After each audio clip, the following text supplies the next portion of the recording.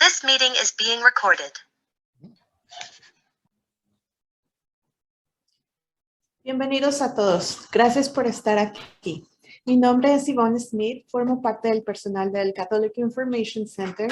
El Ministerio del Centro ofrece oportunidades para una conciencia más profunda y reflexiva de la fe para aquellos que son miembros de la Iglesia Católica. También invitamos a los buscadores de otras religiones o sin ninguna fe a descubrir y dialogar con nosotros sobre esta forma de vida. Somos un ministerio de los Padres Paulistas en colaboración con la Diócesis de Grand Rapids. Me alegra dar la bienvenida al Padre Esteban Cron como nuestro presentador del día de hoy. Antes de comenzar, permítame compartir un poco los lineamientos del formato de nuestra reunión, especialmente porque tenemos personas que se reúnen en persona y en Zoom. Intente estar lo más presente posible. Reduzca las distracciones y las de Zoom para dejar su video encendido.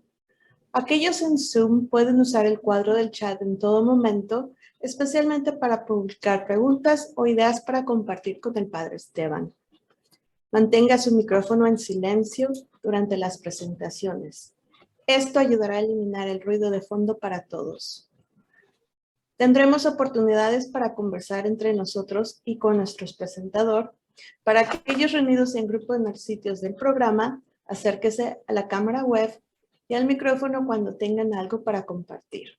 De esta manera, nuestro presentador y todos podrán interactuar mejor con usted.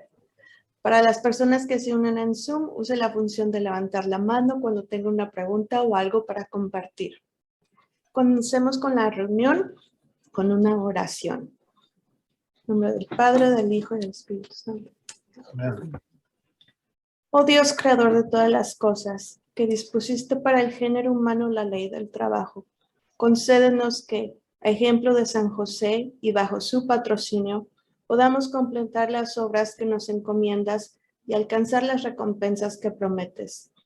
Por nuestro Señor Jesucristo, tu Hijo, que vive y reina contigo en la unidad del Espíritu Santo, Dios, por los siglos de los siglos. Amén. Amén.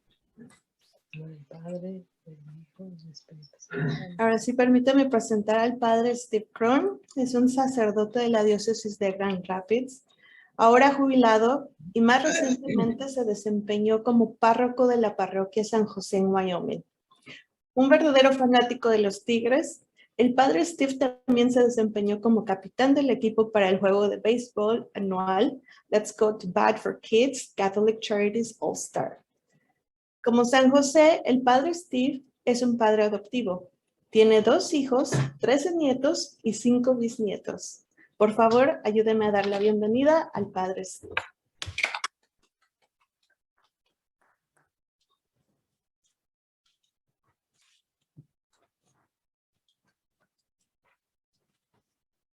Buenas noches. Gracias.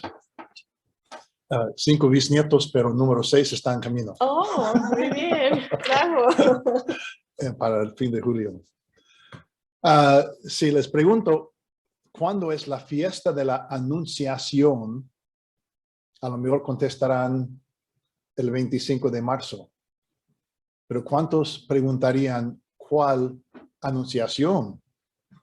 Porque hay fiesta de la Anunciación del ángel a María el día 25 de marzo, pero no hay fiesta de la Anunciación del ángel a José. María dijo sí al mensaje del ángel y con razón la honramos por su fidelidad. José dijo sí al mensaje del ángel 4 veces, pero le damos a él el mismo honor por su fidelidad. Sin el sí de María, Jesús no habría existido en forma humana. Sin el sí de José, Jesús no habría sido el Mesías. Los 2 sí son necesarios, mejor dicho, esenciales para la identidad de Jesús, para determinar quién es. En el calendario romano general de la Iglesia, ¿cuántas fiestas de María hay? A ver, 12, 20, 30, 33. Wow. La más reciente, establecida por el Papa Francisco hace 4 años, el memorial obligatorio de María, Madre de la Iglesia, celebrado el día después de Pentecostés.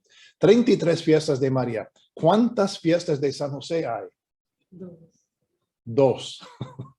Sí, el 19 de marzo, fiesta de San José, patrón de la Iglesia Universal, y el 1 de mayo, que acabamos de celebrar, cayó en domingo este año, fiesta de San José Obrero.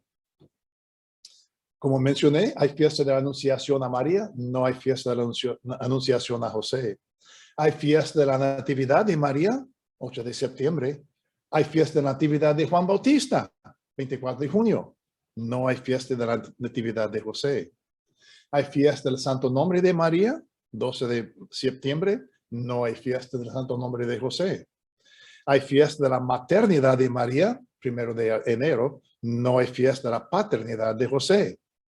Y ahora tenemos fiesta de María, Madre de la Iglesia, pero no hay fiesta de José, Padre de la Iglesia. ¿Qué pasa? ¿Dónde está pobre San José? No existía ni una fiesta de San José en la iglesia hasta 1621, cuando el Papa Gregorio proclamó el día 19 de marzo como fiesta de San José. Y así es que unos papas en el pasado han escrito encíclicas sobre María, cartas apostólicas sobre José. Escriben de José, pero no al mismo nivel de autoridad, podemos decir. Por eso, bueno, por todas esas razones, yo digo que José es la persona olvidada de la Sagrada Familia. Y hasta cuando tratamos de honrar a José, muchas veces lo menospreciamos. Pensamos que fue un hombre viejo para explicar los hermanos y las hermanas de Jesús mencionados en el Evangelio. Decimos que son hijos de José por una primera esposa que había muerto, algo así, o primos de Jesús. Así María podría quedarse virgen a lo largo de su vida, aunque era casada, porque supuestamente el viejo José había perdido su apetito sexual. Pero quedarse casto por haber perdido su apetito sexual no es una virtud, porque atribuimos a María una cierta santidad por su virginidad, pero no atribuimos lo mismo a San José. No quiero desviar del asunto, pero sería interesante leer lo que el Catecismo de la Iglesia Católica dice de la virginidad de María, que en verdad ni se trata de María, se trata de la identidad de Jesús, pero como digo, es otro asunto. Pero otra vez, San José, la persona olvidada de la Sagrada Familia. El teólogo brasileño Leonardo Boff escribe que San José no ha encontrado aún su lugar en la reflexión teológica. Es como si fuese una isla separada del continente teológico, o como si sencillamente no existiese. Para casi todos los teólogos, el estudio de San José es un subtema de la cristología o de la mariología, con respecto a Jesús y a María. José ocupa un lugar secundario o complementario. Su misión consiste en ofrecer seguridad y cuidar al niño Jesús, y una vez realizadas estas funciones, puede desaparecer, y efectivamente lo hicieron desaparecer. Yo creo que se aparezca otra vez. Sigue Leonardo Boff. El hecho de no haber dejado ninguna palabra, de recibir mensajes en sueños, de ser la figura silenciosa del Segundo Testamento, no es algo fortuito ni carente del sentido. Su silencio encierra un mensaje cuyo significado ha de ser descifrado. San José es un artesano, no un rabino. En él cuentan más las manos que los labios, más el trabajo que las palabras. Bueno, un significado que hay que descifrar es lo que quiero hacer en esta charla esta noche, descifrar un poquito el significado del mensaje de San José. El significado cuando hablamos de la Sagrada Familia, como digo, José es la persona olvidada. Damos mucha atención a Jesús, con razón, mucha atención a María, con razón, pero José está a una distancia muy larga detrás de ellos. Es la orden teológica correcta, pero otra vez, porque a una distancia tan lejos tenemos a San José. Yo suelo decir que tengo 3 problemas con la Sagrada Familia, y los 3 problemas son la Sagrada Familia. Porque nos da la impresión que hay una sola, la Sagrada Familia, José, María, Jesús, como si ellos solamente fueran una Sagrada Familia y las demás familias no. Entonces, si así entendemos la palabra la Sagrada Familia, no. Hablamos, por ejemplo, de la Casa Blanca. ¿Qué es la Casa Blanca? Bueno, todos piensan en la casa donde vive el presidente de los Estados Unidos. Pero ¿cuántas casas blancas existen en este país? Ok, cuando hablamos de la Casa Blanca, tenemos en mente una casa especial central, pero no imaginamos que es la única casa del color blanco. Ok, así debemos pensar cuando hablamos de la Sagrada Familia.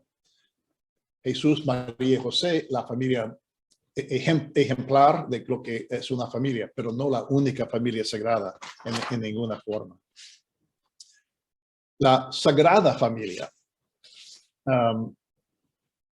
No quiero dudar que la familia fue sagrada, pero otra vez nuestra idea de qué es una familia sagrada. Pensamos que una familia sagrada es donde los niños siempre se obedecen a sus papás, la casa está muy limpia, todos van a la misa todos los domingos, rezan el rosario después de la cena cada noche. ¡Ay, qué sagrada familia! Bueno, qué bueno si una familia tuvieran todas estas características.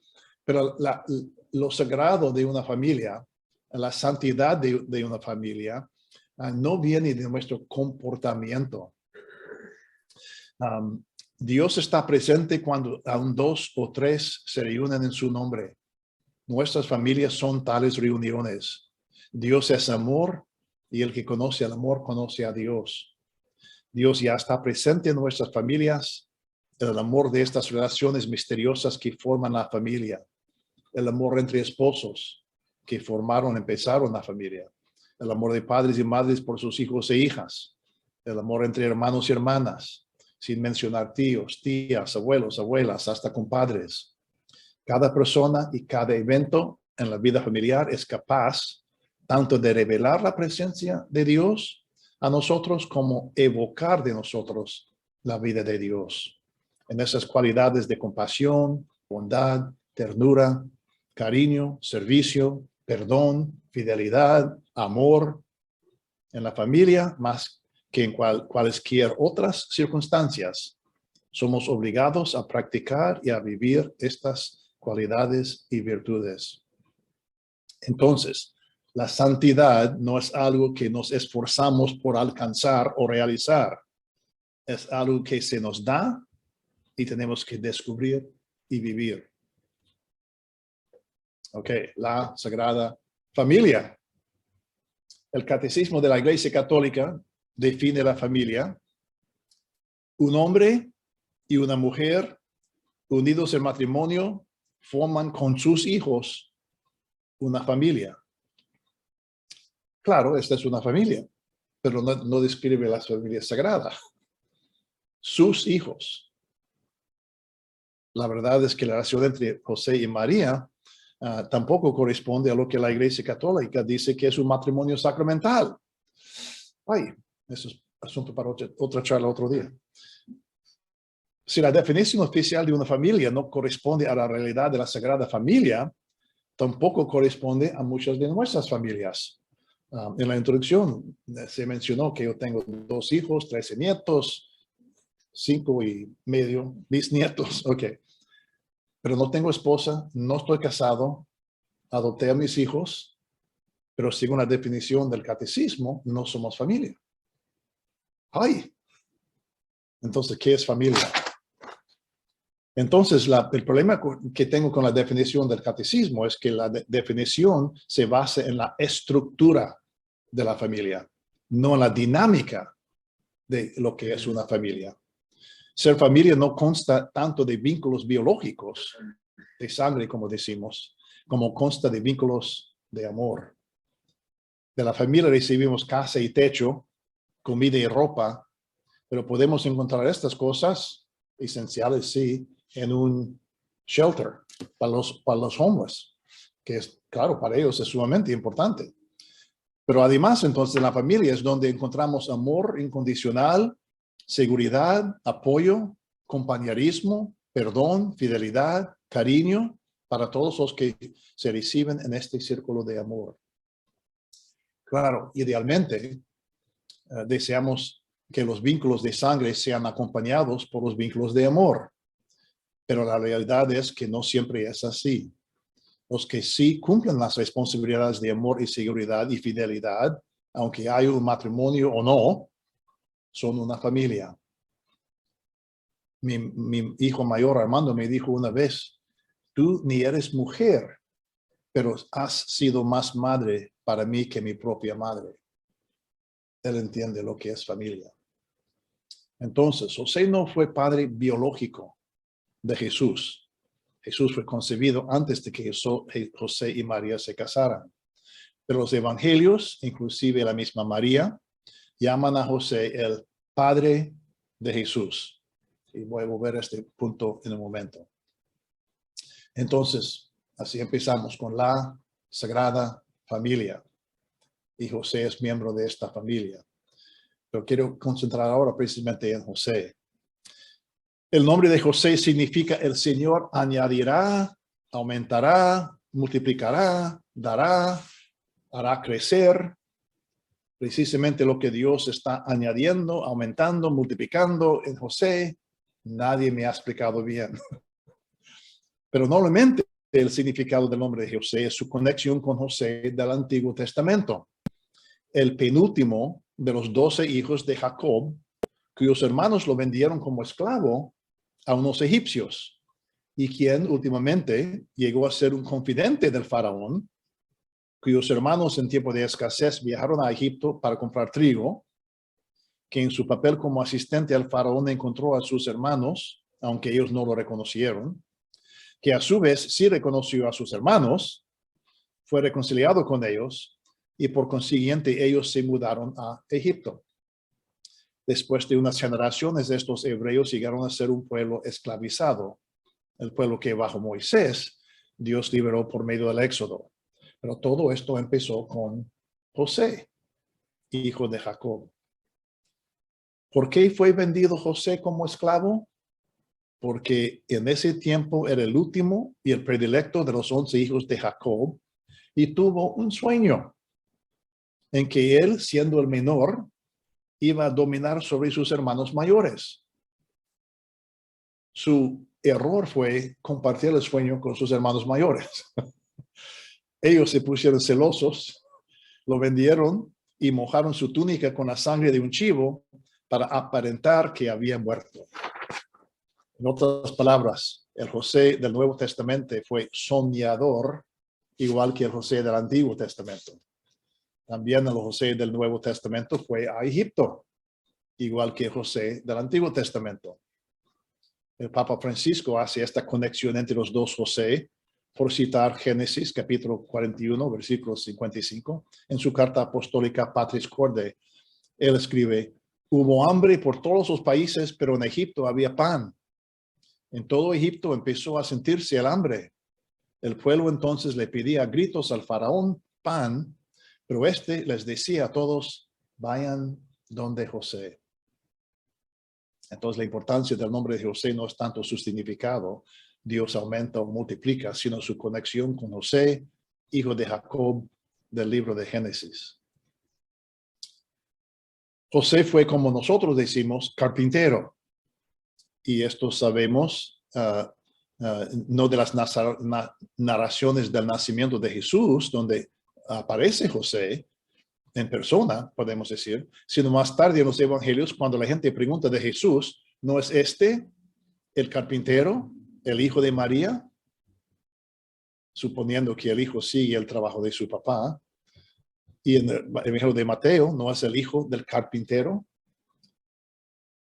Carpintero es como se traduce la palabra griega en español, igual que en inglés, pero la palabra en griego es tekton, que es más que carpintero, es como artesano.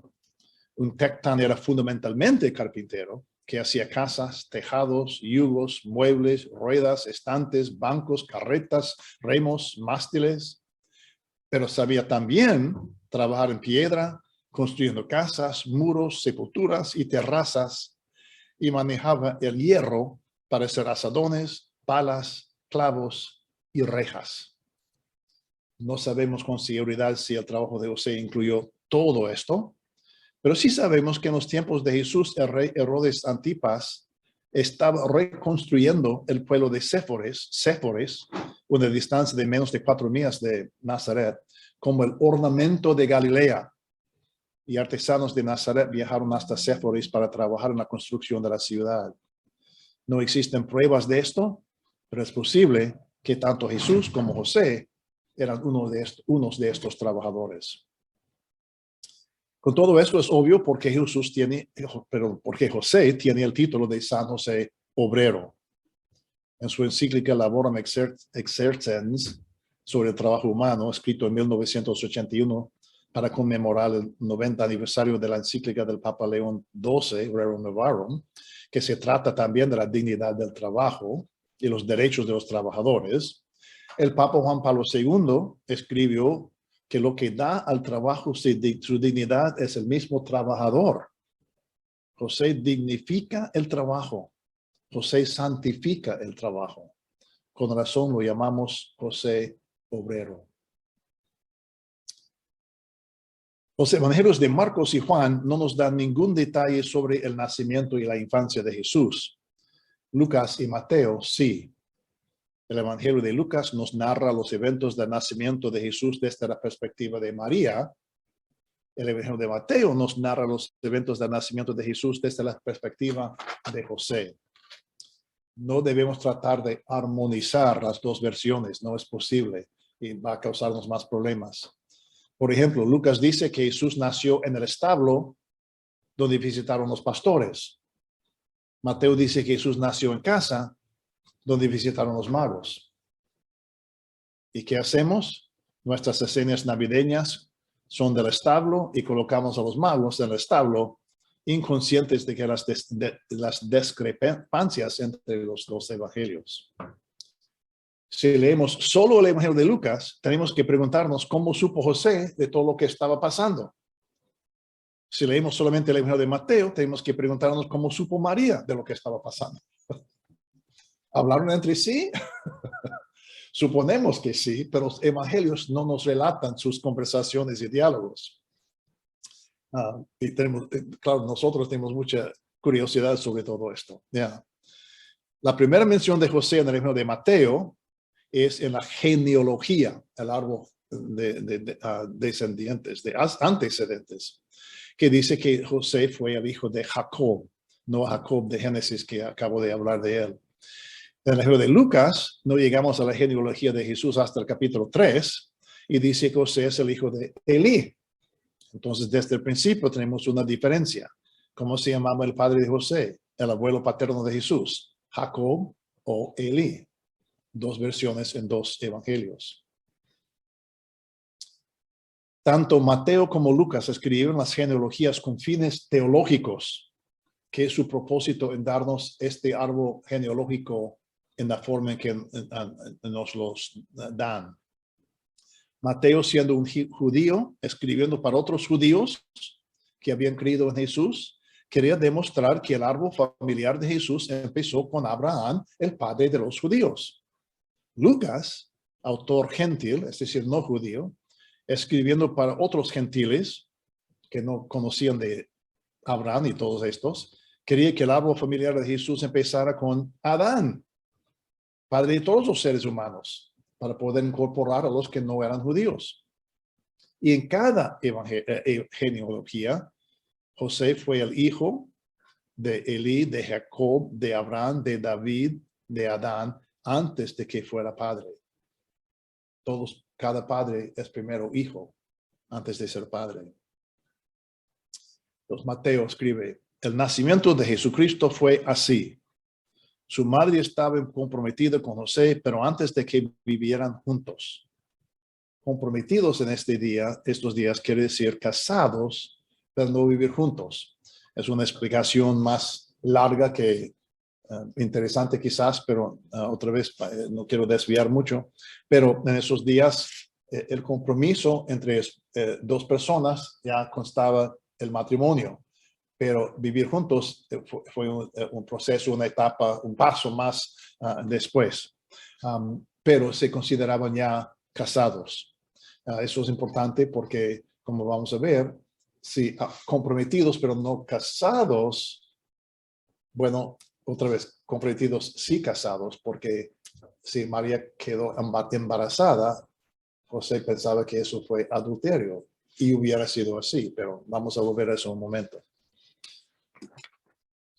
Entonces, y debemos recordar también que las mujeres en esos días normalmente se casaron alrededor de la edad de 14 o 15 años y los hombres alrededor de los 18 años. Entonces, ¿por qué pensamos que José fue viejito? Pues ya mencioné que para explicar esos otros hijos de María, nuestros hermanos y hermanas protestantes creen que José y María tuvieron otros hijos. Nosotros como católicos no creemos esto, tenemos que explicarlo de otra forma, pero ¿quiénes eran? Bueno, quizás hijos de José por un matrimonio anterior, quizás primos, pero el punto es, para que fueran hijos por un matrimonio anterior, José tenía que estar de edad avanzada. Para eso tenemos que leer otro evangelio que no es evangelio auténtico, es evangelio apócrifo, como se dice, se llama el protoevangelium de Santiago, porque en este evangelio dice que el propósito, el propósito del evangelio es demostrar la virginidad perfecta de María, que Joaquín y Ana, otra vez sabemos estos nombres de un evangelio no auténtico, pero sin embargo ahí salen sus nombres. Querían escoger un esposo para su hija, pero con la intención de que su hija quedara virgen. Entonces llamaron a todos los hombres mayores de edad, solteros o viudos, para escoger esposo para María. Y según este evangelio, todos estos hombres se alinearon frente a ellos y cada uno tiene su bastón, como era muy común en estos días. Y cuando el bastón de José brotó con un lirio, fue la señal de que José era el esposo para María. Por eso tantas estatuas de José tiene el lirio, porque según este otro evangelio, así fue la señal, escogí a él. Pero otra vez, es un evangelio no auténtico que nos da esto. Sin embargo, ha dejado una impresión muy importante para nosotros. Mateo sigue. María quedó esperando por obra del Espíritu Santo. Como mencioné, el evangelio de Mateo no nos dice cómo María se enteró de que iba a tener un hijo o la identidad y misión de su hijo. Tampoco nos dice cómo José se enteró del embarazo. Esta información nos fascina, pero aparentemente los evangelistas no creían que fuera importante para nosotros. Otra vez, Mateo sigue. José, su esposo, otra vez ya casados, era un hombre justo. Desviemos un momentito para comentar sobre esta palabra justo. El Leonardo Boff, que cité antes, también escribe, el justo cumple una misión pública importante. Por eso no podemos imaginar, debido a su figura silenciosa y discreta, retratada por los evangelistas, que José fuese un anónimo cualquiera perdido en la masa. Aunque caracterizado por el silencio, el hecho de que fuera justo hace que sus palabras sean escuchadas, sus consejos seguidos, su ejemplo comentado. José era hombre justo. José, su esposo, era un hombre justo y no queriendo desacreditarla a María, pensó firmarle en secreto un acta de divorcio. No viven juntos, pero separarse hubiera sido divorcio. Aunque el Evangelio no nos dice cómo José supo del embarazo de María, es obvio que estaba enterado, pero pensaba naturalmente que María no había sido fiel, porque él sabía que él no era el padre. Es decir, José pensó que el embarazo fue resultado del adulterio, el pecado de María. Por eso, divorciarse, separarse, hubiera sido desacreditarla. Pero la quería y no quería, no siendo justo, no podía casarse con ella, pero siendo compasivo, no quería desacreditarla. Entonces, ¿qué son las opciones de José en esta circunstancia? No decir nada, cumplir con el casamiento con María, pero casarse con una pecadora adúltera, como él creía que era María. Siendo un hombre justo, José no podía participar, podemos decir, en este pecado como él pensaba en el momento que era. Opción número 2, desacreditar, denunciar a María por haber sido infiel. Pero es dudable que en aquel entonces todavía se utilizaba el castigo bíblico de apedrear a una mujer adúltera, pero el hecho de que la ley prescribe tal castigo de muerte indica la gravedad de la ofensa. Aun sin apedrear a María, ella habría sufrido desgracia, vergüenza y rechazo si José la hubiera denunciado formalmente. José amaba a María, a pesar de su supuesto pecado, y por eso no podía escoger esta opción tampoco. Número 3, firmarle en secreto un acta de divorcio. No sé si un divorcio en el pueblecito de Belén podría ser secreto, pero es lo que Mateo dice que José iba a hacer. Y esta es la opción que José escogió. Otra vez, José es un hombre compasivo, igual que un hombre justo. Mateo capítulo 1, versículo 20. Estaba pensando en esto cuando el ángel del Señor se le apareció en sueños. El ángel del Señor. ¿Cómo se enteró María de la concepción de Jesús? Por el ángel del Señor. ¿Cómo se enteró José de que esta concepción fue de Dios? Por el ángel del Señor. ¿Qué es un ángel del Señor? Un mensajero. Nosotros imaginamos alas y todo eso. Bueno, la palabra ángel quiere decir mensajero. Mensajeros pueden venir en varias formas. Sin embargo, algunos dicen que María tuvo una experiencia directa de Dios y que la experiencia de José fue indirecta. Pero nadie tiene una experiencia directa de Dios menos Jesús. Como él dice, nadie ha visto a Dios, solo yo. Cada experiencia que tenemos de Dios es una experiencia indirecta. Y los dos, María y José, experimentaron a Dios por medio de un intermediario, un ángel. Pero el ángel se le apareció a José en sueños. Bueno, sueños son una manera muy común en la Biblia por la cual Dios comunica con seres humanos. Precisamente porque Dios no se comunica directamente. Otra vez, hablamos de los sueños de José del Antiguo Testamento. Pero además, hasta podemos decir que San José es el santo patrón de soñadores, porque dentro de solamente 28 versículos, José se duerme 4 veces y un ángel se le aparece 4 veces. Con tanta frecuencia en la Biblia, Dios obra por medio de los dormidos. Dios hizo caer al hombre en profundo sueño para crear la mujer. Abraham también cayó en profundo sueño cuando Dios le prometió la alianza. Jacob dormía cuando soñó de la escalera que tocaba el cielo y Dios le prometió numerosos descendientes. Elías se acostó y se quedó dormido debajo del árbol cuando un ángel vino a darle fuerzas para su viaje.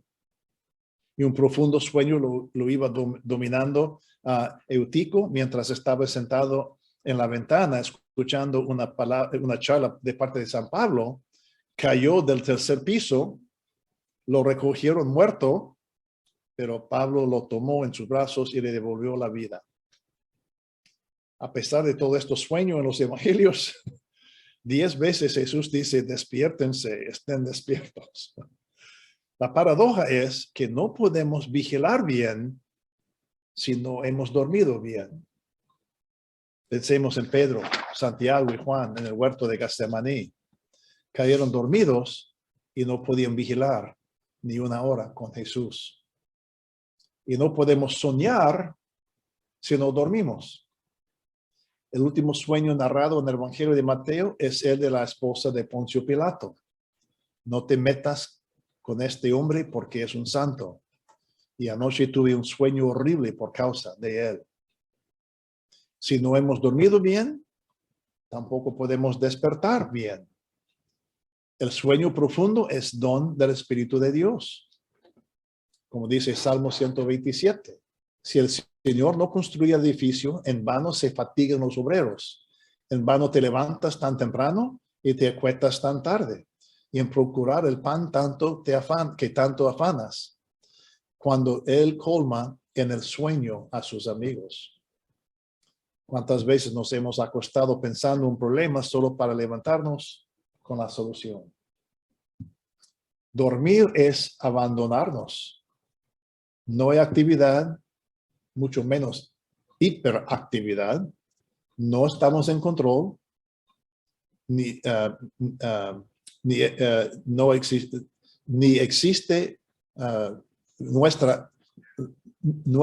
nuestro existir no depende de nuestros pensamientos o actuar. Así José se acuesta para dormir, para soñar, para levantarse como el sol, se suelta y se deja llevar por Dios. Santo patrón de los soñadores. Mateo sigue. El ángel le dijo, José, descendiente de David, y hablé de la genealogía. Ser hijo de David es esencial. Para nosotros, no tanto, pero para el cumplimiento de la profecía bíblica y por consiguiente para la identidad y legítima del Mesías es absolutamente esencial. Jesús no puede ser el Mesías si no es de la casa de David. Y Jesús no puede ser de la casa de David si no es de la línea de José. Las dos genealogías demuestran esto claramente. Son líneas patrilineales, es decir, siguen la línea del Padre. Jesús no puede ser el Mesías si José no es su padre, no su padrastro, no su guardián, no su mentor, no su figura de padre, sino su padre. El ángel sigue. No temas llevar a tu casa a María, tu esposa. Otra vez, poco extraño para nosotros. Si es su esposa, porque no está en casa. Bueno, el casamiento tenía sus pasos. Porque la criatura que espera es obra del Espíritu Santo. Así supo José de la acción de Dios en todo esto. No temas. Estas mismas palabras fueron parte del saludo del ángel a María en el Evangelio de Lucas. Son las primeras palabras del ángel a José. Y en alguna forma, estas palabras, no temas, no tengas miedo, aparecen 365 veces en la Biblia. Una vez para cada día del año, inclusive el año bisiesto. No tengas miedo. No quiere decir que literalmente no debemos experimentar el temor. Es humanamente imposible. Lo que quiere decir es que el temor que nos avisa si hay un peligro no debe paralizarnos de tal manera que nos detenga cumplir con la voluntad de Dios, de hacer lo que Dios quiere que hagamos. José tuvo miedo, igual que María. ¿Por qué decir no temas? A menos que ya temía. Los dos tenían miedo de lo que diría la gente al enterarse del embarazo de María. Tenían miedo de la responsabilidad de criar a tal hijo. Miedo de perder la vida a manos de Herodes. Nunca tener miedo es una imposibilidad y una tontería, porque el miedo nos sirve para informarnos de un peligro. Pero teniendo miedo, uno tiene que evaluar los beneficios contra los riesgos de una cierta acción y decidir con sabiduría cuál opción escoger. Vivir dominado por el miedo es cobardía. Dejar que el miedo nos informe y decidir qué vale la pena seguir adelante es valor. Volviendo a al texto de la Escritura. La criatura que María espera es del Espíritu Santo. ¿Entendió José lo que quiere decir eso? Ella dará a luz un hijo al que pondrás el nombre de Jesús, porque él salvará a su pueblo de sus pecados.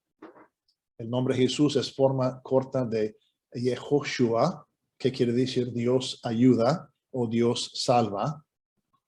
En Lucas, el ángel le dice a María que diera el nombre de Jesús a su hijo, pero al menos los dos evangelios están de acuerdo con cómo se llamará el niño. Otra vez, Lucas es de la perspectiva de María, el ángel dice que ella debe nombrar al niño. Mateo es de la perspectiva de José, el ángel le dice a él que debe nombrar al niño. Por nombrar a nombrar a un hijo o hija fue la prerrogativa del padre, como demuestra el evangelio de Lucas, a pesar de decir que María debe nombrarlo. Zacarías, por ejemplo, no podía hablar, sin embargo, tenía que indicar por escrito que el nombre de su hijo sería Juan Bautista. Por nombrar a este niño, José declara su paternidad. Jesús llega a ser el hijo legal de José. Y José llega a ser legalmente responsable por su hijo. Aunque no existía en Israel un sistema formal de adopción como existía en Roma, el nombramiento de Jesús fue el equivalente de la adopción. Jesús consigue un padre con todo lo que se incluye: comida, casa, ropa, seguridad, atención, cariño, amor, más su herencia davídica. Mateo, como ya mencioné, judío, escribiendo para judíos, tiene cuidado de documentar todo lo que sucede como el cumplimiento de las profecías bíblicas. Para los judíos es importante que la escritura se cumpliera, pero así estableciendo la legitimidad de Jesús como Mesías, tan importante para sus lectores. Entonces, Mateo escribe: todo esto ha pasado para que se cumpliera lo que había dicho el Señor por boca del profeta Isaías. Sepan que una virgen concebirá y dará a luz a un hijo, y la gente lo llamará Emmanuel, que significa Dios con nosotros. Con esto, escribe Mateo, al despertarse José hizo lo que el ángel del Señor le había ordenado y recibió en su casa a su esposa. José fue justo, que quiere decir que José hizo lo que Dios le pidió. José fue persona de fe y fidelidad, y las dos cosas van juntas. Ojalá supiéramos otra vez las conversaciones entre José y María durante todos estos eventos. Mateo añade: sin que tuvieran relaciones, María dio a luz un hijo, al que José puso el nombre de Jesús. José puso el nombre.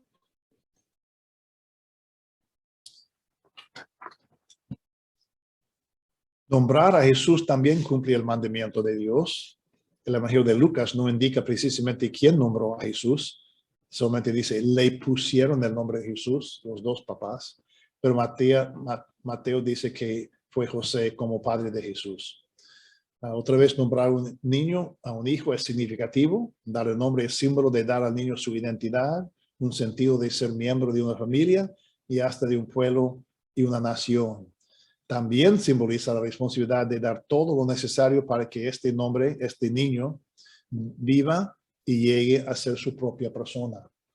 También, por imponerle el nombre de Jesús, José evitaría las maledicencias de que Jesús era ilegítimo, fruto de un esturbo o incluso del adulterio. Entonces, guarda la buena fama de María y de Jesús al mismo tiempo. Y como ya mencioné, nombrar a Jesús también le da su identidad como hijo de David. Para la teología de la primera comunidad, el Mesías debía salir de entre los descendientes de David. Jesús era creído y anunciado como Mesías. Debía, por tanto, garantizar su vinculación con David. Eso lo hizo José, que era del linaje de David, por el hecho de imponer el nombre de Jesús a Jesús. Habiendo nacido Jesús en Belén de Judá, vinieron unos magos del oriente, escribe Mateo.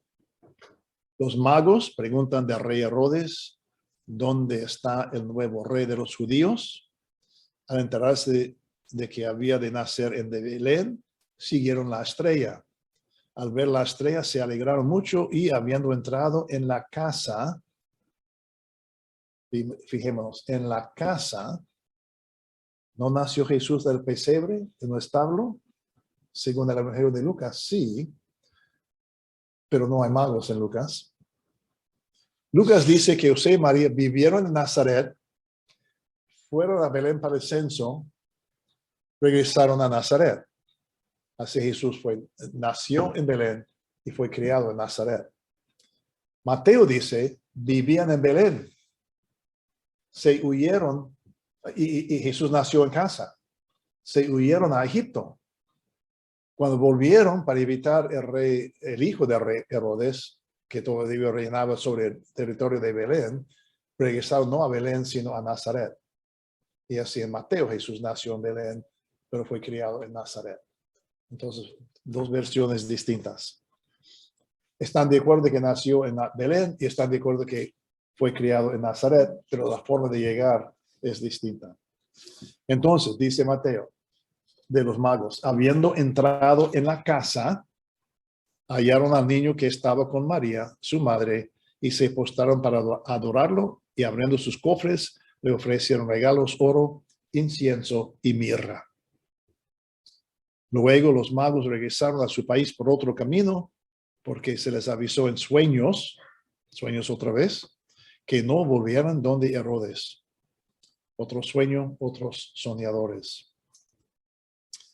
Después que partieron los magos, el ángel del Señor se le apareció en sueños a José y le dijo, levántate, toma al niño y a su madre, huye a Egipto, quédate ahí hasta que yo te avise, porque Herodes buscará al niño para matarlo.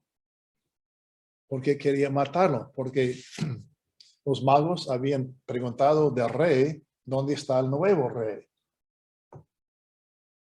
Algo no muy prudente. Porque el antiguo rey, muy cruel para empezar, no quiere dejar su trono. Entonces, cuando ellos regresaron por otro camino, sin avisar a rey Herodes dónde estaba el nuevo rey, Herodes tenía que buscarlo para eliminarlo. Entonces José se levantó, tomó de noche al niño y a su madre y se retiró a Egipto. José es la única persona que ha tenido el privilegio y la carga de salvar al Salvador.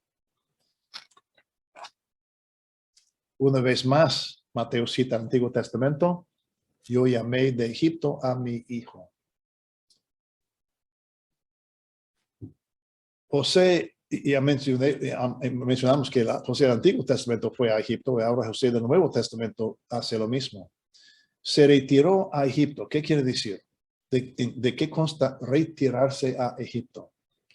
Quiere decir empacar la ropa, los utensilios de la cocina, las herramientas del trabajo de carpintería, suficiente comida para el viaje y despedirse de familiares y amigos.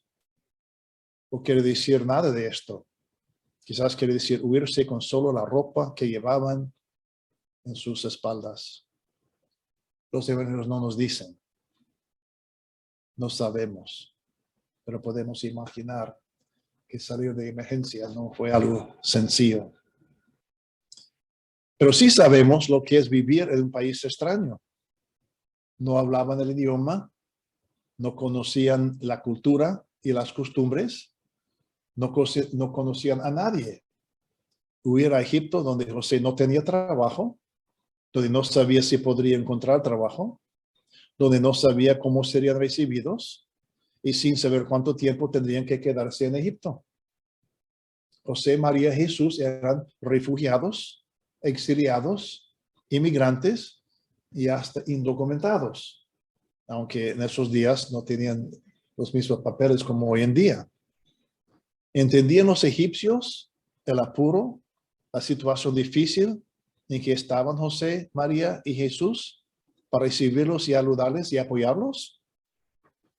¿O los consideraron intrusos, hasta invasores? José y María aprendieron el idioma de los egipcios.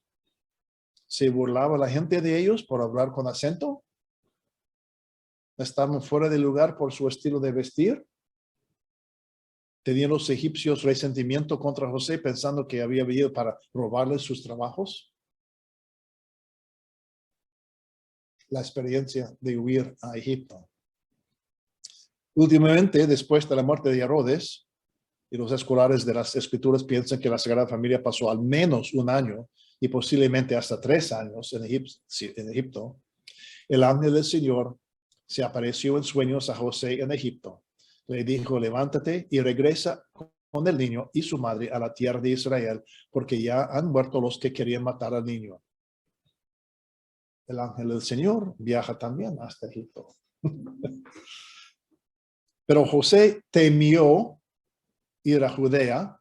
Recordemos estas palabras, no temas. Bueno, el temor no sirve bien. Temió ir a Judea, sabiendo que ahí reinaba Arquelao, el reemplazo de Herodes, su padre. Siguiendo un aviso que recibió en sueños, se retiró y fue a vivir en un pueblo llamado Nazaret. Así había de cumplirse lo que dijeron los profetas, lo llamarán Nazareno. ¿Cómo supo José que Arquelao era rey en lugar de su padre Herodes? El Evangelio no nos dice. No creo que había teléfonos celulares en esos días para informarle, no sabemos. Pero por consiguiente, José no regresó a Belén de Judea, en el sur del país, sino a Nazaret en Galilea, en el norte del país. Una vez más, esta familia tenía que empezar de nuevo, aunque estaban en su propio país, no conocían a nadie en Nazaret. José tendría que buscar trabajo otra vez, tenía que establecerse de nuevo. Recordemos lo que dijimos del miedo. José tenía miedo. El miedo indica peligro. Y tenemos que evaluar si el beneficio de seguir adelante vale más que el peligro. Si sí, seguimos, y esto se llama valor. Pero si el peligro es mayor que el beneficio, seguir adelante no es valor, es tontería. José nos enseña que a veces debemos seguir adelante con valor y a veces debemos retirarnos para evitar el peligro. José corrió del peligro 2 veces, al huirse de Herodes y al huirse de su hijo Arquelao. José no fue cobarde, fue hombre sabio. Quiero notar otra vez que 4 veces el ángel del Señor se le apareció a José en sueños y 4 veces José dijo que sí. En el Evangelio de Mateo, esta es la última vez que leemos de José. Al final del capítulo 2, las narrativas infantiles se acaban y el capítulo 3 empieza con Juan el Bautista y el ministerio de Jesús como adulto. Como ya mencioné, Mateo 13, versículo 55 se refiere al hijo del carpintero, pero no menciona el nombre de José. Aunque José, el padre de Jesús, no está presente en la vida de Jesús como adulto, otro José, José de Arimatea, tomó su lugar y estuvo presente para bajar a Jesús de la cruz y cuidarlo cuando murió. Si en el Evangelio de Mateo es José que tiene precedencia, en el Evangelio de Lucas es María. Y es el Evangelio que preferimos por su versión del nacimiento e infancia de Jesús. En Lucas, la primera mención de José, y solo de paso, es en la cena de la Anunciación. María, dice Lucas, era prometida de José de la familia de David. José no aparece en persona hasta capítulo 2, versículo 4, respondiendo a la ley del emperador que ordenó un censo en todo el imperio.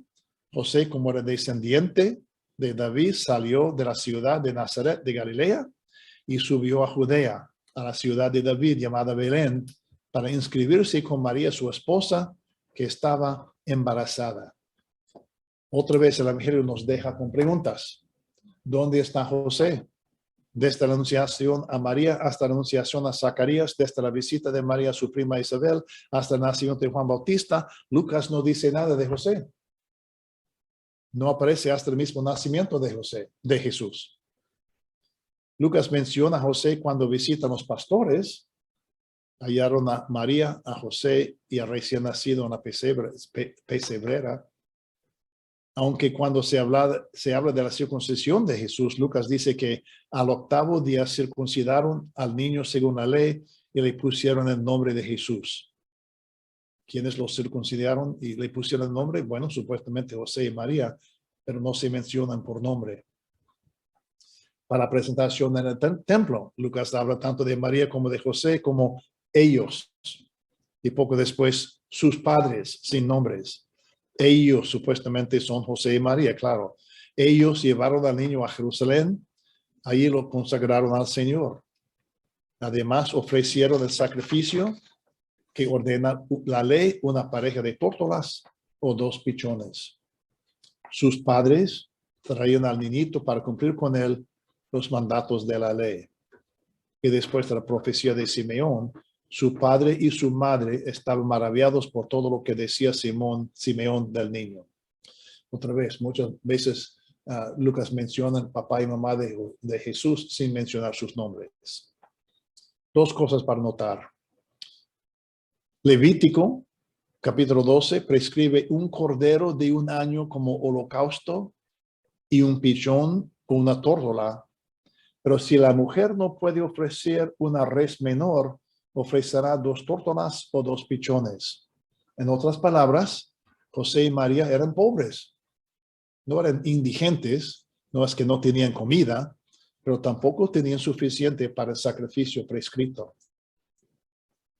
Segundo, dentro de 19 versículos se dice 4 veces que José y María hicieron lo que hicieron para cumplir con la ley. La ley es la ley de Moisés, las escrituras. José recibió sus instrucciones de Dios no solamente por medio de sueños, sino también de la palabra de Dios. Después de la profecía de Ana, y una vez que cumplieron todo lo que ordenaba la ley del Señor, volvieron a Galilea, a su ciudad de Lucas. Otra vez sin mencionar nombres. Abriéndonos nuestro apetito para los detalles de la vida de Jesús, el Evangelio de Lucas es el único que nos dice algo de Jesús que no sea de su infancia o de su vida como adulto. Cuando nos habla de Jesús cuando tenía 12 años. Nosotros decimos que Jesús estaba perdido en el templo, pero leamos bien lo que dice San Lucas. Para la fiesta de Pascua iban sus padres, otra vez sin nombres, ya sabemos quiénes son, iban sus padres todos los años a Jerusalén. Cuando cumplió 12 años, subieron a la fiesta según costumbre. ¿Y qué pasa? Al terminar los días de la fiesta, mientras ellos volvían, el niño Jesús se quedó en Jerusalén sin que sus padres lo supieran. Como debían saber José y María que Jesús se quedó en Jerusalén, no lo vigilaron bien. Sin embargo, Jesús no fue perdido. Él sabía dónde estaba y a propósito decidió quedarse. Y a propósito, ni informó a sus padres, ni les pidió permiso. ¿Qué clase de joven, adolescente, hace esto? ¿Un joven desobediente? ¿Rebelde? ¿Un joven buscando su propia identidad? Deliberadamente Jesús se quedó sin informar a sus papás. Sigue Lucas. Creyendo que iba en la caravana, hicieron un día de camino y se pusieron a buscarlo entre los parientes y los conocidos. Al no encontrarlo, regresaron a buscarlo en Jerusalén. ¿Qué clase de padres no saben dónde está su hijo de 12 años? ¿Qué clase de padres ni lo buscan por más de un día? Buenas preguntas. Si José fue la única persona que salvó al Salvador, él y María son las únicas personas que perdieron al Hijo de Dios. José y María salieron de Jerusalén sin averiguar dónde estaba su único hijo. Y Jesús se quedó en Jerusalén sin informar a su padre y a su madre. ¿Cómo sentían José y María? Pues más al rato, María nos dice, angustiados con razón. En otro lugar, en el Evangelio, esta palabra que se traduce aquí, angustiados, se traduce como atormentado. En la parábola del hombre rico y Lázaro, Lázaro dice que está atormentado en las llamas del lugar de los muertos. Bueno, es la misma palabra. José y María estaban atormentados, preocupados por su hijo. Lucas sigue. Luego de 3 días, lo encontraron en el templo sentado en medio de los doctores de la ley, escuchándolos y haciéndoles preguntas. Y todos los que lo oían estaban maravillados ante su inteligencia y sus respuestas. Pues qué bonito. Pero José y María no estaban maravillados. Estaban enojados. Hijo, ¿por qué nos has hecho esto? Mira que tu padre y yo te buscábamos angustiados. Otra vez, hasta atormentados. María pregunta lo que muchos padres y madres preguntan. ¿Por qué nos has hecho esto? ¿Por qué creen padres y madres que el mal comportamiento de sus hijos e hijas es algo personal contra ellos? Como si el fin de un hijo es que se mete en problemas fuera de... como si el fin de un hijo que se mete en problemas fuera dañar a sus papás. Esta charla se trata de José, entonces debemos fijarnos en lo que dice María de José. Tu padre y yo te buscábamos. Tu padre y yo. María no dice tu padrastro y yo. No dice tu guardián y yo. No dice tu mentor y yo. No dice el que te crió y yo. No dice mi esposo y yo. Dice tu padre y yo. María sabe muy bien que José no es el padre de sangre de Jesús. Pero María sabe también que José es el verdadero padre de Jesús. Jesús, como adolescente esforzándose para ser independiente, les pregunta, qué interesante esta pregunta, ¿por qué me buscaban? ¿Por qué me buscaban?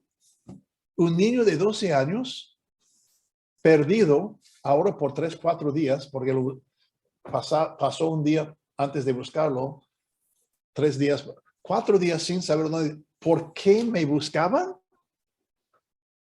¿Qué pensaba Jesús? ¿Que sus padres debían olvidar de su hijo? ¿Que debían haber vuelto a Nazaret sin preocuparse por él? Jesús añade, ¿no saben que yo debo estar en los asuntos de mi padre? Curiosamente, María acabó de llamar a José el padre de Jesús. Jesús dice que tiene que preocuparse por los asuntos de su padre, otro padre. Ellos, José y María, no entendieron lo que Jesús les dijo. No entendieron. Nosotros pensamos que después de visitas por ángeles y todo eso, que María y José entendieron todo. Lucas dice claramente, no entendieron. No debemos pensar que todo eso fue fácil para José y para María. Jesús regresó con ellos, fue a Nazaret y siguió bajo su autoridad. Podemos decir que, ¿cómo se dice grounded en español? Que no puede salir de la casa. Su castigo creo que se quedó en casa por otros 18 años más. Eso fue su castigo. Lucas también nos dice que Jesús crecía en el saber, en estatura y en gracia delante de Dios y de la gente. Jesús creció en el saber. No sabía todo. Uno no puede crecer en saber si sabe todo. ¿Quién le enseñó? Pues entre otros José. Jesús creció en estatura. ¿Quién le dio de comer para que creciera? María, claro. También José. Jesús creció en gracia, la santidad. Pensamos que José y María entendieron todo y pensamos que Jesús sabía todo. Pero otra vez, si sabía todo, ¿cómo podía aprender?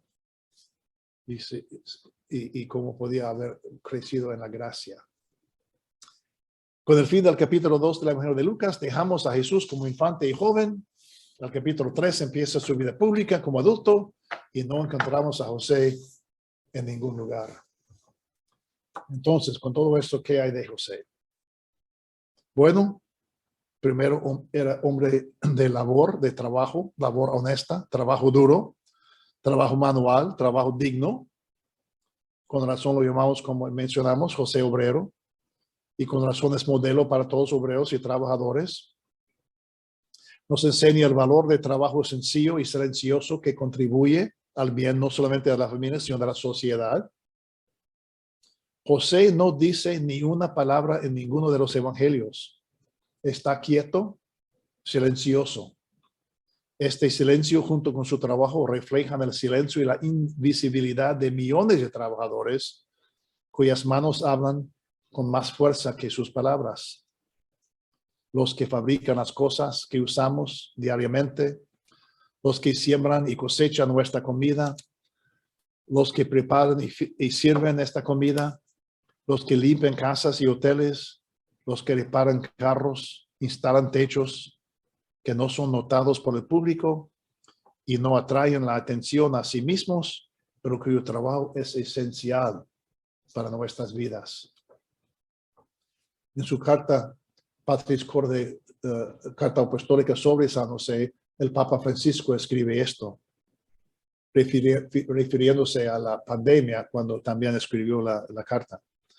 En medio de la crisis que nos está golpeando, que nuestras vidas están tejidas y sostenidas por personas comunes, corrientemente olvidadas, que no aparecen en portadas de diarios y de revistas, ni en las grandes pasarelas del último show, pero sin lugar a dudas, están escribiendo hoy los acontecimientos decisivos de nuestra historia. Médicos, enfermeros y enfermeras encargados de reponer los productos de los supermercados, limpiadoras, cuidadoras, transportistas, fuerzas de seguridad, voluntarios, sacerdotes, religiosas y tantos, pero tantos otros que comprendieron que nadie se salva solo. Cuánta gente cada día demuestra paciencia e infunde esperanza, cuidándose de no sembrar pánico, sino corresponsabilidad. Cuántos padres, madres, abuelos y abuelas, docentes muestran a nuestros niños con gestos pequeños y cotidianos cómo enfrentar y transitar una crisis, readaptando rutinas, levantando miradas e impulsando la oración. ¿Cuántas personas puede encontrar en San José, el hombre que pasa desapercibido, el hombre de la presencia diaria, discreta y oculta, un intercesor, un apoyo y una guía en tiempos de dificultad? San José nos recuerda que todos los que están aparentemente ocultos en segunda línea tienen un protagonismo sin igual en la historia de la salvación. A todos ellos va dirigida una palabra de reconocimiento y gratitud. Como José del Antiguo Testamento, quien salvó a su familia de la muerte a causa de la carestía y hambruna, este José salvó a su familia de la muerte a manos de rey Herodes. José es modelo para tantos padres y madres que para el bien de sus familias se mudan, corren riesgos, dejan atrás a parientes y amigos y buscan una vida sana y más segura para su familia. Para el bien de su familia, José llevó a su familia a un país lejano y ajeno. La Sagrada Familia fue una familia de inmigrantes, refugiados, exiliados, extranjeros. Viajaron lejos, cruzaron fronteras, arriesgaron su seguridad para el bien de una seguridad mayor. Como ya pregunté, se esforzaron por aprender un nuevo idioma. Le dieron a José trabajo servir por ser inmigrante. Se burlaron de ellos por su acento, su vestido, el color de su piel. Que Jesús crecía en el saber, en la estatura y en la gracia, quiere decir que tenía que aprender mucho. Quien le enseñó las escrituras. En esos entonces, las mujeres nunca aprendieron a leer. Muy probablemente José no sabía leer tampoco, pero en la sinagoga las mujeres sentaban aparte, detrás de un velo, y Jesús habría estado sentado al lado de su padre, José. ¿Quién le enseñó el respeto que Jesús demostró hacia las mujeres? José, por medio del respeto que mostró hacia María. ¿Quién fue tan buen padre que Jesús usó esta imagen de padre para hablar de Dios? Claro, José. Jesús aprendió de José mucho más que construir mesas y sillas. Hace unos años, en la fiesta de San José, 19 de marzo, en una estación local de radio católico, los comentaristas eran incapaces de llamar a José el padre de Jesús. Lo llamaron figura de padre, padrastro de Jesús, pero como ya repetí, las escrituras dicen que José fue el padre de Jesús. Volvamos un momento al templo cuando José y María hallaron a Jesús después de estos 3 días. María dijo, tu padre y yo te buscábamos. La persona que sabría mejor que nadie que José no fue el padre de sangre de Jesús fue María. Pero por no haber engendrado a Jesús, José por eso no deja de ser padre. María otra vez no dijo tu padrastro, tu guardián, tu mentor, el que te crió. No, tu padre y yo. Escribe el Papa Francisco. La cuestión es cómo, escribe, estoy citando a Leonardo Boff. La cuestión es cómo calificar esta paternidad. Los evangelios no le añaden nada ni le dan ningún calificativo. La tradición acuñó varios calificativos, la mayoría inadecuados y algunos hasta malsonantes. Y Boff repite que algunos llaman a José el padre espiritual, el padre davídico, el padre putativo, el padre legal, el padre adoptivo, el padre matrimonial, el padre de crianza, el padre funcional, padre negativo, padre virginal, padre mesiánico, padre personificado. Pues, ¿qué es esto? Imagínense, Jesús presentando, yo quiero que ustedes conozcan a mi padre virginal, mi padre putativo. No, padre. A esta lista, el Papa Francisco en su carta añade títulos más humanos. Él llama a José padre amado, padre tierno, padre obediente, padre acogedor, padre valiente, padre trabajador y padre en la sombra.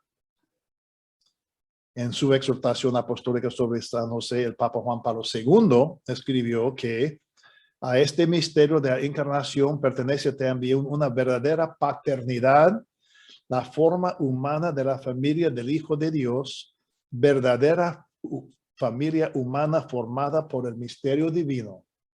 En esta familia José es el padre, no es la suya una paternidad derivada de la generación y sin embargo no es aparente o solamente sustitutiva, sino que posee plenamente la autenticidad de la paternidad humana y de la misión paterna en la familia.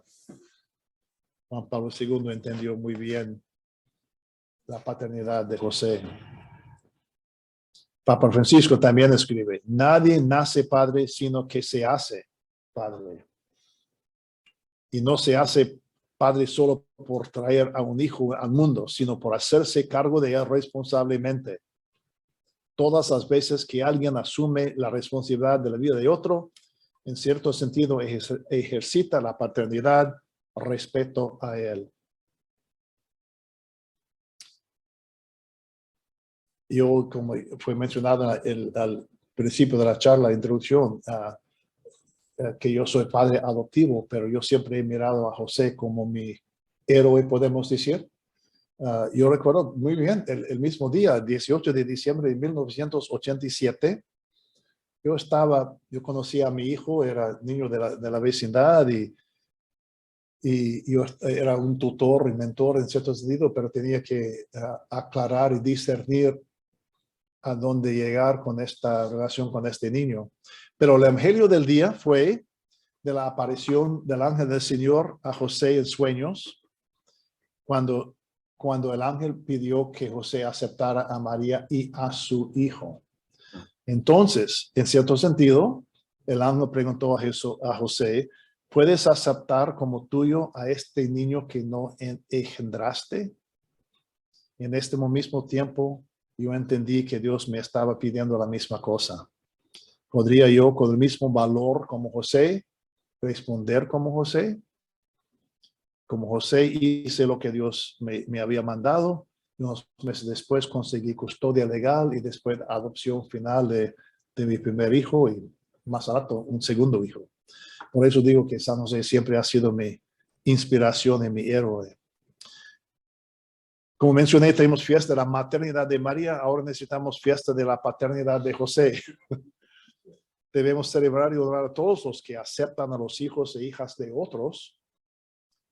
Muchos niños muchas veces no queridos, abandonados, quebrantados, que los aceptan como sus propios hijos e hijas y los reciben en sus casas y hogares, en sus vidas y en sus corazones. San Pablo usa la adopción como metáfora o imagen para la redención. En la carta a los romanos, él escribe, nosotros que poseemos las primicias del Espíritu, gemimos por dentro, esperando la condición de hijos e hijas adoptivos, el rescate de nuestro cuerpo. Y a los Gálatas escribe, cuando cumplió el plazo, Dios envió a su Hijo, nacido de mujer, nacido bajo la ley, para que rescatase a los que estaban sometidos a la ley, y nosotros recibiéramos la condición de hijos e hijas adoptivos. Y como son hijos, Dios infundió en sus corazones el espíritu de su Hijo que clama a Dios llamándolo Abba, es decir, Padre. Podemos llamar a Dios Padre porque hemos sido adoptivos.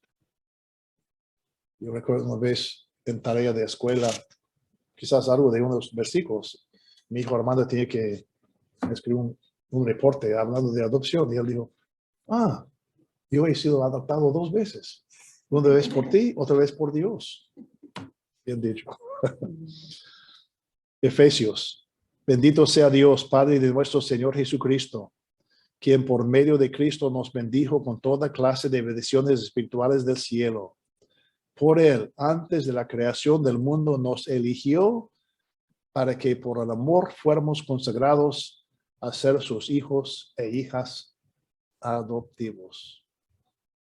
Entonces aquí tenemos a José.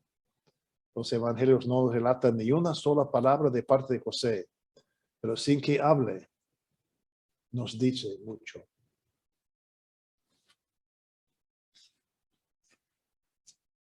Cinco minutos.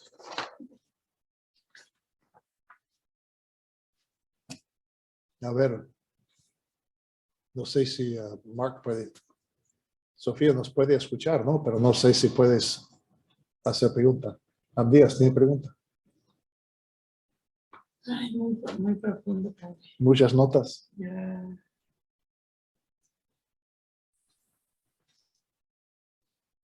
Pues vamos a terminar con la letanía. Aquí tenemos una copia, pero la mayoría de sus respuestas ruega por nosotros. Señor, esta es la letanía que yo he escrito porque para usar términos más bíblicos, podemos decir, para San José. Señor, ten piedad de nosotros. Señor, ten piedad de nosotros. Cristo, ten piedad de nosotros. Cristo, ten piedad de nosotros. Señor, ten piedad de nosotros. Señor, ten piedad de nosotros. Cristo, óyenos. Cristo, óyenos. Cristo, escúchanos. Cristo, escúchanos. Dios Padre Celestial, ten piedad de nosotros. Dios Hijo Redentor del mundo, ten piedad de nosotros. Dios Espíritu Santo, ten piedad de nosotros. Santa Trinidad, un solo Dios. Ten piedad de nosotros. Santa María, Madre de Jesús. Ruega por nosotros. Santa María, esposa de José, ruega por nosotros. San José, esposo de María, ruega por nosotros. San José, Padre de Jesús, ruega por nosotros. San José, soñador de los proyectos de Dios. Ruega por nosotros. San José, sensible a las inspiraciones del ángel. Ruega por nosotros. San José, celoso defensor de Cristo. Ruega por nosotros. San José, patrono de la Iglesia Universal. Ruega por nosotros. Hombre de fe, ruega por nosotros. Hombre de paciencia, Ruega por nosotros. hombre de la esperanza, Ruega por nosotros. hombre del amor de Dios, Ruega por nosotros. hombre de silencio, Ruega por nosotros. hombre de discernimiento, Ruega por nosotros. hombre de la acogida, Ruega hombre de valentía, ruega por hombre de la entrega, ruega por hombre de paz. ruega por nosotros. Confidente íntimo de María, ruega por nosotros. Educador y confidente del niño Jesús, ruega por nosotros. Inspiración para padres y madres adoptivos, Ruega por nosotros. modelo de la vida doméstica, Ruega por nosotros. honrado ciudadano galileo, Ruega por nosotros. modesto obrero de Nazaret, Ruega por nosotros. modelo de los obreros y artesanos, Ruega por nosotros. consuelo de los desdichados, Ruega por nosotros. amigo de los pobres, Ruega por nosotros. abogado de los inmigrantes, Ruega por nosotros. compañero de los refugiados, Ruega por nosotros. esperanza de los enfermos, Ruega por nosotros. modelo de humildad, Ruega ruega por por nosotros, modelo de fortaleza, Ruega por nosotros. modelo de obediencia, Ruega por modelo de justicia, Ruega por nosotros. modelo de pobreza, Ruega por nosotros.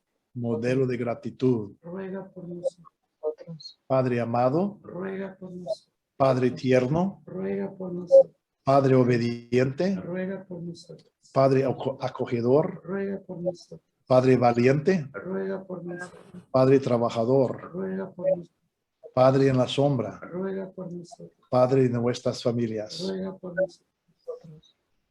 Cordero de Dios que quitas el pecado del mundo, perdónanos, Señor. Cordero de Dios que quitas el pecado del mundo, escúchanos, Señor. Cordero de Dios que quitas el pecado del mundo, ten piedad de nosotros. Oh Dios, que con la inefable providencia te dignaste elegir a San José para esposo de tu Santísima Madre y Padre de tu único Hijo Jesús, te rogamos nos concedas tenerlo como intercesor en el cielo, ya que lo veneramos como protector en la tierra. Tú que vives y reinas por los siglos de los siglos. Amén.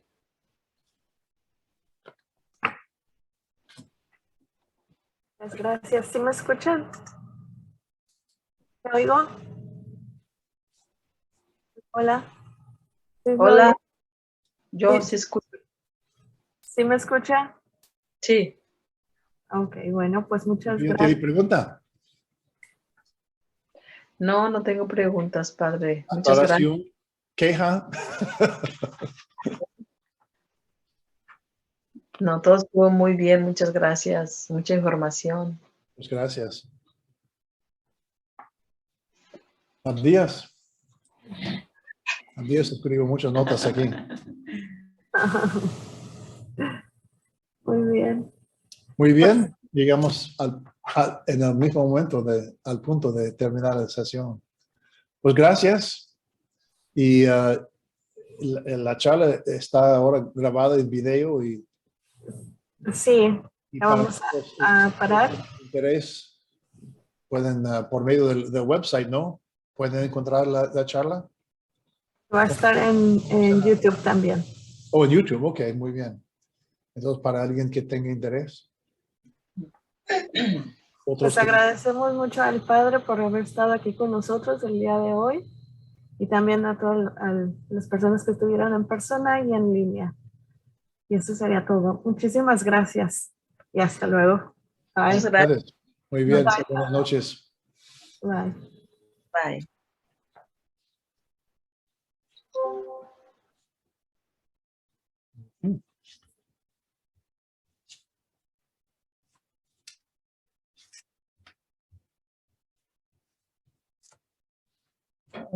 Se me va a mencionar.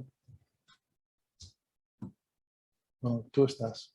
En lugar de un José viejo, Ajá.